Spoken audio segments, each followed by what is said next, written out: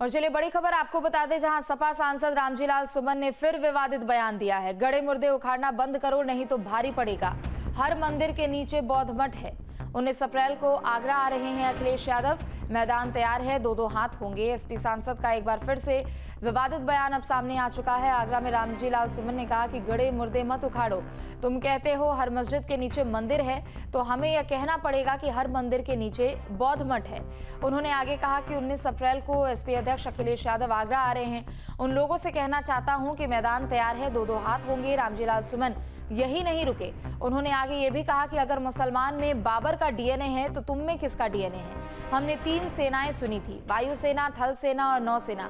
हमारे बीच अब यह नई सेना पैदा हो गई है। करनी सेना के रणबांकुरों को हिंदुस्तान की सरहद पर जाना चाहिए और चीन से हमें बचाना चाहिए। तो एक बार फिर से रामजीलाल सुमन ने विवादित बयान दिया है।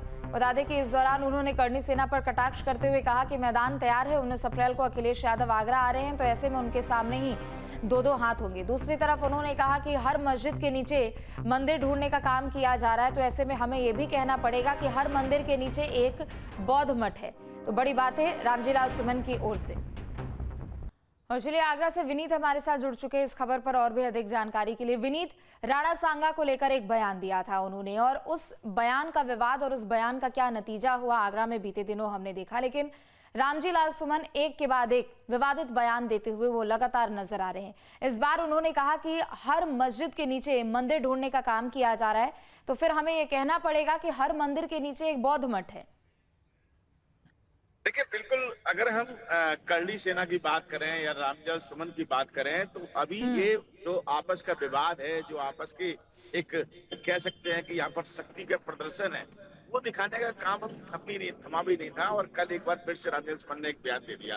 अम्बेडकर जयंती पर समाजवादी पार्टी कार्यालय में उन्होंने अपने कार्यकर्ताओं को संबोधित किया और चेहरे की जिस तरीके से उनकी भाव भंगवा थी, जिस तरीके से उनके हाव भाव थे, साफ लग रहा था कि करनी सेना के प्रदर्शन का उन पर कोई सी प्रकार का कोई असर नहीं है। एक बार फिर से उन्होंने 3 बड़ी बातें कही। इस 5 मिनट के बयान के अंदर अगर देखा जाए तो उन्होंने 3 बड़ी बात कही। उन्होंने कहा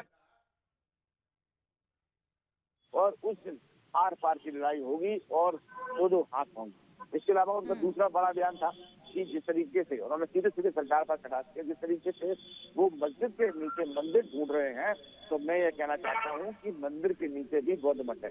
क्योंकि जाहिर सी बात है, अम्बेडकर जयंती थी और आगरा को दलितों की राजधानी कही जाती है, और यही उनके लिए मौका था कि किसी तरीके से अपने एक बयान के जरिए वो सारे दलित समाज को साधने की कोशिश करते। तो ये तमाम बातें उन्होंने उस बात को कही।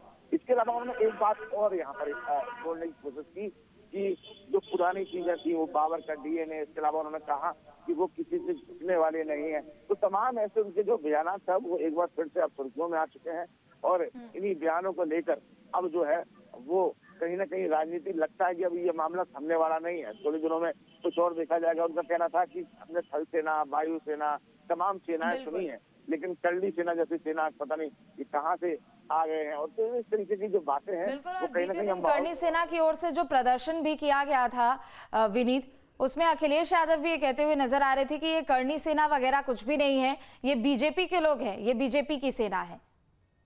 बिल्कुल। और जिसमें करनी सेना का प्रदर्शन कुबेरपुर में गढ़ी रामी में किया गया था, यहाँ पर तमाम सक्रिय संगठन एकत्रित हुए थे, उसी के लिए बयान आया था अखिलेश यादव का, और उन्होंने इस बात को कहा था कि ये पूरा प्रदर्शन जो है वो किसी संघ का प्रदर्शन नहीं है, करनी सेना का प्रदर्शन नहीं है, ये भारतीय जनता पार्टी का प्रदर्शन है। और शुरू से ही कुछ लोग कहते हैं कि ये राजनीतिक इसको मंच दिया गया है, राजनीति की कोशिश की जा रही है। लेकिन यहाँ पर देखा गया था ना, तो करनी सेना झुकने को तैयार थी। करनी सेना भी लगातार अपनी मांगों को लेकर आ रही थी। उन्होंने भी अल्टीमेटम दिया था कि 5 बजे तक हम देखेंगे, उसके बाद तो बिल्कुल। और जिस तरीके से एक के बाद एक बयान दिए जा रहे हैं, उससे कहीं भी ये मामला थमता नजर नहीं आ रहा है। लौटेंगे आपके पास, बने रहिए हमारे साथ।